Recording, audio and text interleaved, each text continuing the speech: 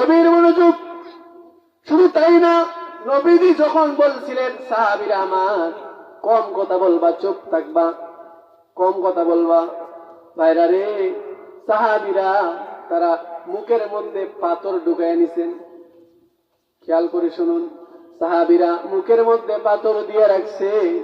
আমরা নবীর কথা শুনলাম, আমরা চুপ থাকবো, একটা কথাও অনর্থক বলবো না।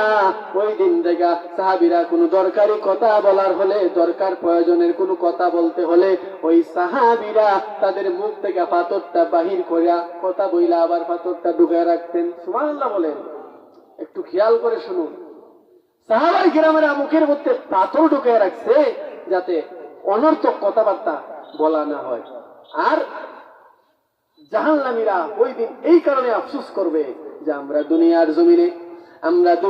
জমিনে অনর্থক কথাবার্তা বলতাম, অপ্রয়োজনীয় কথাবার্তা বলতাম রে, এই জন্য আমরা জাহান্নামের মধ্যে আসি। এখন শুধু মানুষে না, পাবলিকে শুধু না, বক্তারা পর্যন্ত এসে অনর্থক কথাবার্তা বইলা যায়, কোরআন হাদিস থেকে কথা বলে না, মানুষদেরকে বোঝায় না, উল্টা পাল্টা জিকির কইরা কইরা যায়। কিছু বক্তারা